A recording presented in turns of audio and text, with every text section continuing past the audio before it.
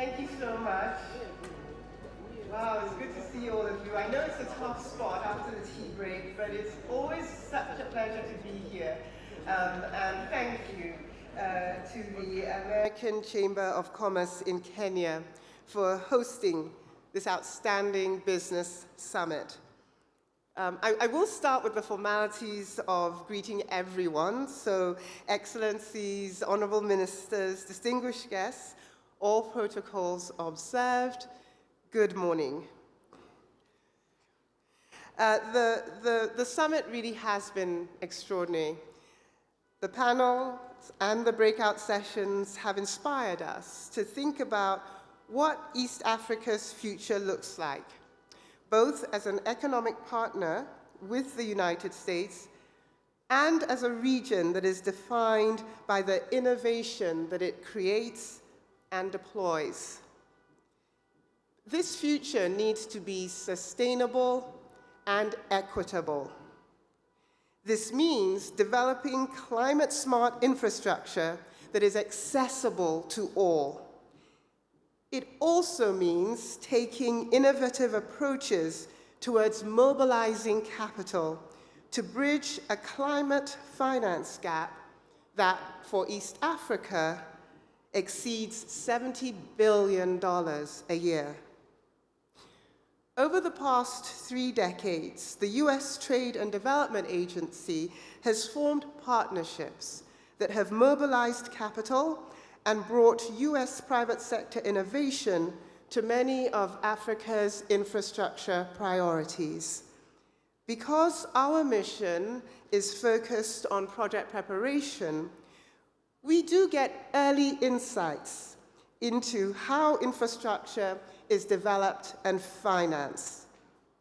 And I'm happy to say that we have good reasons to believe that we are at an exciting inflection point when it comes to sustainable financing in Africa. So why do I say this? Quite frankly, because there is a high degree of interest from a variety of financing sources in financing climate-smart infrastructure in emerging economies, including in Africa. So let me just give you an example. At COP28 in Dubai, USTDA announced a partnership with the Investor Leadership Network. This is a global coalition of sustainability-focused institutional investors representing over $10 trillion in assets. This is a staggering amount of money and a tremendous opportunity to leverage resources and scale sustainable finance. ILN approached USTDA because our experience preparing infrastructure projects matched the interest by its members to build a pipeline of bankable transactions in a broader set of emerging economies.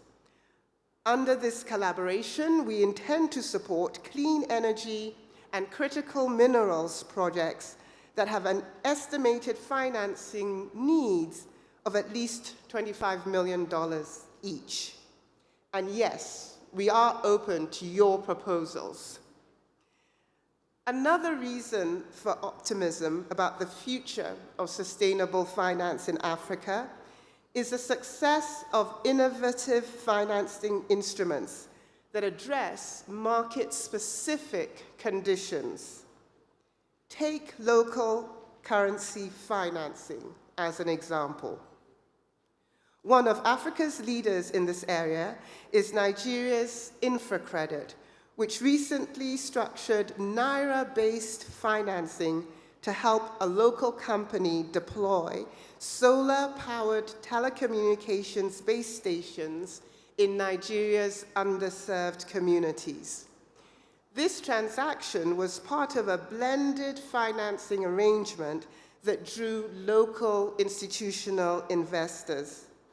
USTDA helped to de-risk the project by providing grant funding for its feasibility study, which defined the project's technical requirements and a pathway to financial close. It also led to the export of US technology. So think of how many points were touched in this one project: local currency financing, climate-smart infrastructure.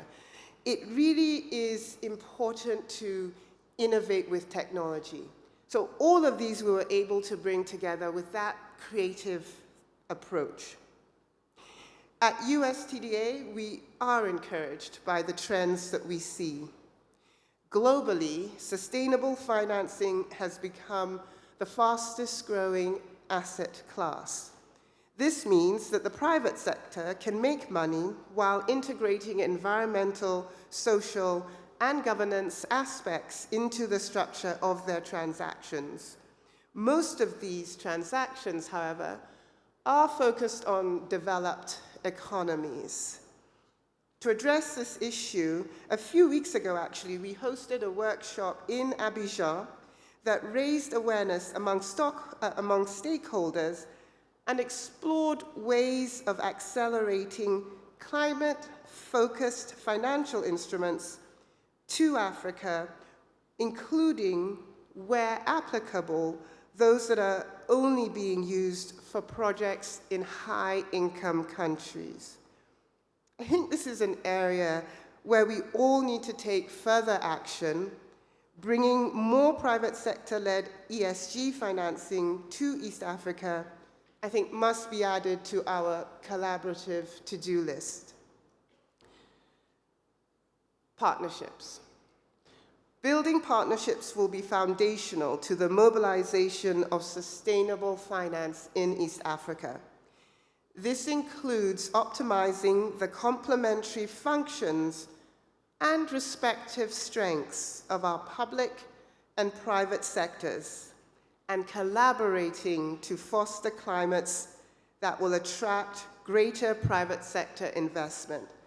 This whole issue of attracting private sector investment is so critical. I come from that focus because every time I'm here, and again, I have to thank the summit for the opportunity, the AmCham for the opportunity to be here. It gives me an opportunity to visit our projects, go to sites, project sites, and learn more. I had the opportunity to visit 4 different sites when I first arrived here. And every single one of them, I met people full of ideas, full of innovation, quite frankly, projects waiting to happen, but they need financing. So on our part, to advance projects such as these, USTDA collaborates with a full ecosystem of financial institutions that are committed to sustainability. I've already named some of them, but I want to highlight that our work in partnership includes US government agencies like the US Export-Import Bank of the United States and the US International Development Finance Corporation, I think better known as DFC. So earlier, I mentioned how we are at an inflection point when it comes to sustainable financing in Africa. This comes at a critical time when many emerging economies are being hardest hit by the impacts of climate change. Sadly, we have seen how recent droughts and flooding have cost lives and livelihoods in the region. Sustainable financing is urgently needed to create resiliency to these climate impacts. This is the broader context behind USTDA's work across the continent and here in East Africa. I think in the end, I would sum up by saying, given our experience when looking at issues of sustainable financing, I think I would encourage us all to be problem solvers, to think without limitation. I think that's important. Think big. To plan with intent, and to see creativity as our best path